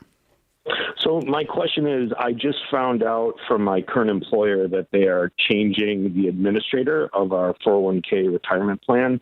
And my question was, when I looked through the new investment options in the upcoming plan, most of my investments, my mutual funds, don't transfer over. So probably about 80% of my portfolio. So my question is, should I move this all into cash before the blackout happens and then reallocate? Should I let these just transfer directly into the new equivalent funds? My concern was some of these I've held for 4 or 5 years, bought at lower market prices, and I'm going to be basically forced to sell them Or maybe I'm overthinking this, so just wondered what you thought. Okay, if you sell them and there's a profit, there's no tax because it moves just into another mutual fund, so there's no loss. You don't lose anything. Right. You don't lose anything. That's true. I figured when I change to the new fund, though, I'm buying it all at the current market price, so I lose some of the But you're, shares you're selling at the current market price. Yeah, that's true. That's correct. So assuming they're equivalent funds, it's a break even. Okay. If you're moving into a substandard fund, that's a different issue, but there's no loss just due to the transaction. Right, that's correct. I need to probably look at the equivalent funds in more detail, but so you're saying essentially just let them transfer over, let that occur. And I would try to select the funds, and it sounds like you may know what we're going to say, where you pick a fund that has the longest possible track record. I love a minimum of a 5-year track record. I love a 10 or a 20-year track record on an old-time mutual fund. Got a little gray hair in it, in other words. Right. And, that long track record gives me a lot of comfort, and I'm obviously picking something that's beating the S&P 500. Otherwise, I'm dumping it into an S&P. Okay. No, that makes sense. I'm sorry. If you don't have anything that beats the S&P, you dump it in the S&P, right? Yep. No, that makes sense. The one fund that actually transfers over is an S&P 500. The next fund that actually had my largest amount in. So yeah, I mean that's a mid cap fund or a standard growth fund. It just happens to follow the index, and so a standard growth fund should be performing about the same way. It might not have the exact same portfolio mix, but should be performing about the same way. So got it. How large a company? We're a medium-sized company, probably 2,500 employees. Okay. What do you do there? It's construction management, building. What do you do there? I'm involved with technology and project management. So the upper half of the food chain. Definitely, we're a general contractor. No, you are in this 2,500. You're not an entry level, but you're also not a senior leader. That's correct. Okay. So, but I mean, what I was thinking is you drop in the CFO's office or the HR director's office, whoever made this decision, if you don't like the options, and go, hey, could we pull some of these other funds in? Because there's some good funds they all didn't put in here. Yeah, that's a great point. And what I was trying to figure out is if you had enough influence to pull that off. It sounds like I don't know. It sounds probably not. It sounds like the decision's been made because we only have 30 the new days administrator can choose the fund selection. Your HR director can direct the new administrator on to add funds as options. I gotcha. So definitely let them know what I think. Yeah, and so like if you got a XYZ fund in your current mix that you love, has a long track record, has performed like a beast, and it's not in the new one, go in there and go, hey, look at this. Would you add this one? This one's killing it. Gotcha. They may want it for themselves, I mean, I would, so that kind of thing. But, I actually had some people come into our funds, our 401k funds, and say, look, that fund over there is misbehaving. They're doing this, this, and this. And I went, oh, crap, you're right. And we axed it. We axed them. We took it out of our options because they were screwing around with stuff they shouldn't be screwing around with. And trying to virtue signal instead of actually running a mutual fund. And so we dumped them. And but it was based on a team member's suggestion, but it was a team member that had influence, obviously. Keyword influence. Yeah, I mean, it wasn't somebody got hired 3 weeks ago at an entry-level position. It was, that kind of thing. So it's not that there's anything wrong with that, but I mean, we listen to anybody, but the more weight you can swing on it. So it's not a big deal to add, for your administrator to add funds or to take away funds, change the selection mix if they want. And, you can ask. It doesn't cost anything to ask. Good stuff. That is a good question. So he said that some of the funds were equivalent and some of them weren't. So for the ones that are equivalent, is that just an automatic roll through? Well, in other words, I've got a good international. Mm-hmm. Is there a good international over there? Mm-hmm. If there is, it's an equivalent. You just move from international to international. Mm-hmm. I've got a good aggressive growth stock mutual fund, and there's a good aggressive growth stock mutual fund over there. Yeah. That's an equivalent. Then by good, I mean long track record, performing above the index, and so I can move it over there and not have any. It's not a big deal. Yeah. It's just I just got a Chevrolet rather than a Ford, but they're both good trucks, right? Mm-hmm. that kind of a thing. And that's what we're looking at. But what happens is sometimes people just sometimes mutual fund people are like, they follow the fads of something somebody's yakking about in that nerd world, instead of actually looking at stuff with soul and long track record and gritty and that kind of stuff. And so sometimes you just point it out and you go, no, we're going to go over here. Oh, okay. You know, they don't really they don't die on that hill very often. Yeah. This is the Ramsey Show.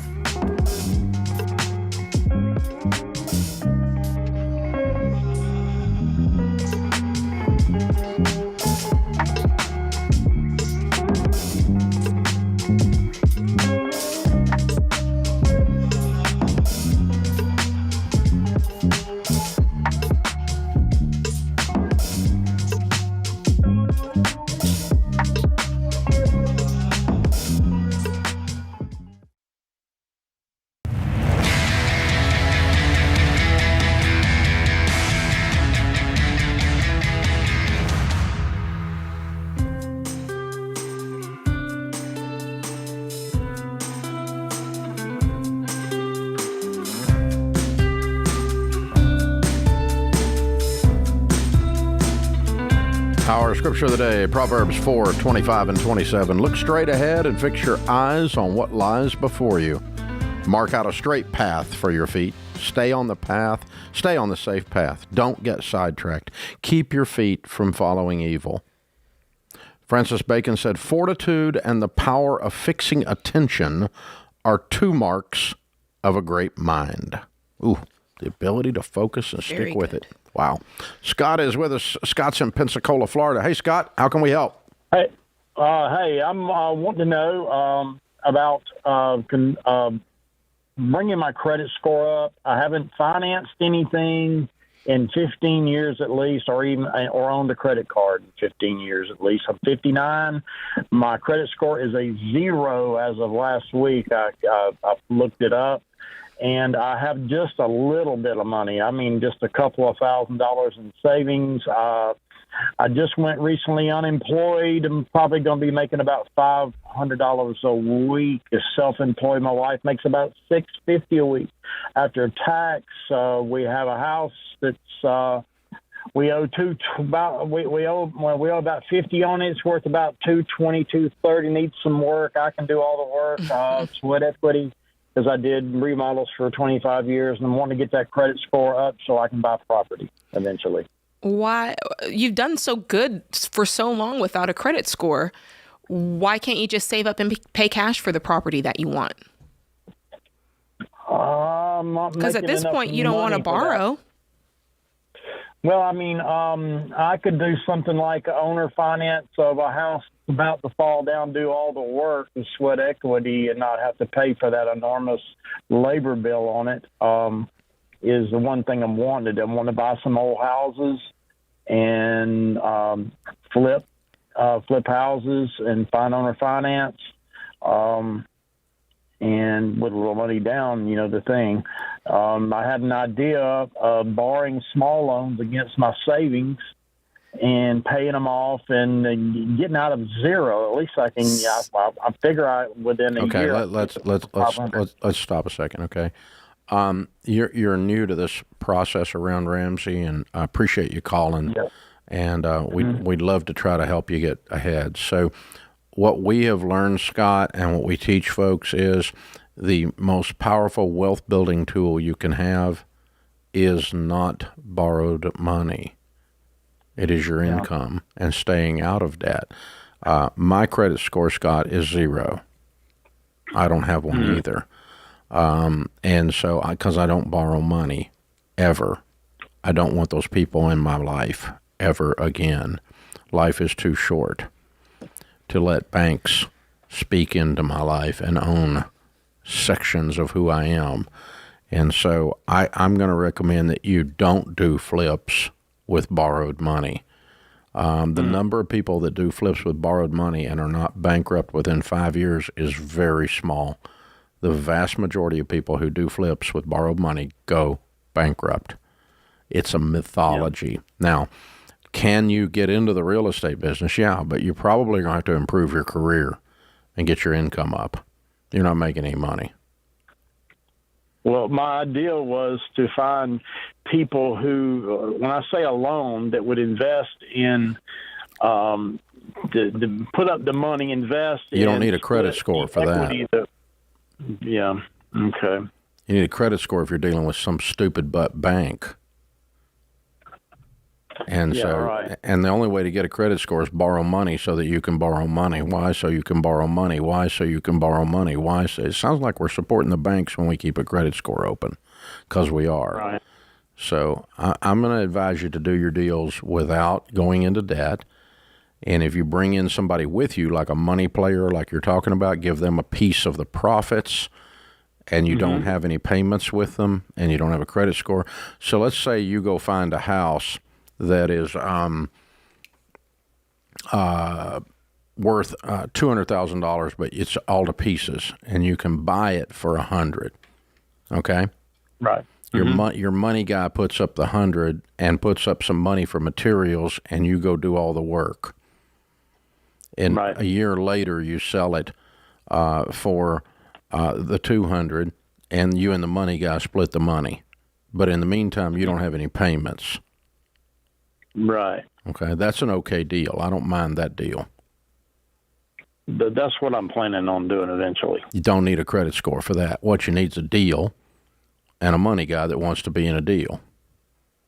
Okay. That's the two things you're missing. It's not, I need to go borrow a bunch of money so later I have the opportunity to play kissy face with a stupid bank.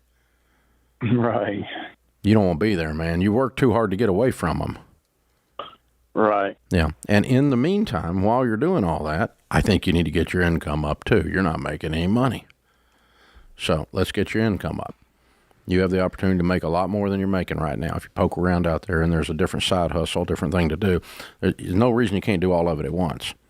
But don't go borrowing that $100,000 from that bank and be making payments for 2 years while you finish up this rehab that takes longer than you thought it was going to take, and then it takes longer to sell it than you thought it was going to take. Oh, and then you become motivated because the bank's about to foreclose. Now you become the guy who gives somebody a deal because you're in debt to the bank. This is how that world works. Yeah, these foreclosures eat each other sometimes. So that's what I would do, sir. Thank you for being a new listener. I hope we can continue to serve you. Chance is in Birmingham. Hey, Chance, welcome to the Ramsey Show. Good afternoon, Dave. How are you? Great. How can we help? I was calling to get some guidance from you. I've been following you for years, and you've helped me tremendously. I want to personally thank you for that. I'm debt-free now. However, I am running into an issue where housing prices and interest rates here in my area, in my county, livable houses are at least in the $200,000 range. And I've been working for a while to set up my down payment. However, even to get a down payment large enough to get a 15-year mortgage with a payment that is less than at least less than 25% of my bring home seems to be impossible. Sounds like your bring home pay is low. Mm-hmm. What are you bringing home? My gross is $70,000. I think after taxes, I bring home around $52,000. Mm-hmm. Okay. Which that includes health insurance and everything deducted. Well, yeah, we don't need it. What we're talking about by take-home pay is not a health insurance deduction. It's just simply taxes. Okay. Gotcha. So little different take-home pay than you're calculating on number one. Mm-hmm. Number two, I'm looking for some ways to increase my income if I'm you, so that you can get into a house that you like. Definitely. See, I've been saving for the last year, which I intend to save for the next few years. Mm-hmm. I'm just afraid that by the time I have enough saved, interest rates and home prices are just going to continue to increase. Well, I think what Dave was saying is the anecdote for that. If you can get your income up and you continue to save, you're gonna get there eventually. But you've got to do those things combined in order to make that happen. Because here's your other option. Your other option is you stop saving today. And if you stop saving today, then you're never going to get a house. But if you keep saving and you keep trying to drive your income up, then don't you think eventually you'll get there? Absolutely. You will. You will. It's just... If interest rates go to 14, you're not in the market anyway. Right. True that. So you're going to wait on it to come back down at that point. So, and I was selling real estate in the 80s when they were 14. And when they were 17.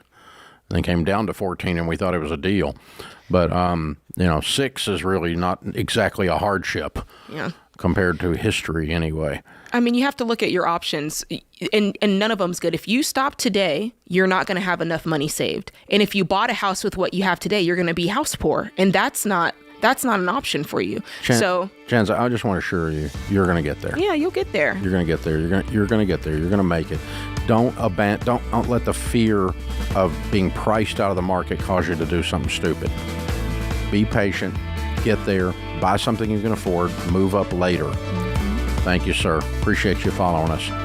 That puts this hour of the Ramsey Show in the books. Austin, Ben, James, Zach, and Andrew, the booth dudes, are pulling it off in the booth. I'm Dave Ramsey, your host. We'll be back with you before you know it.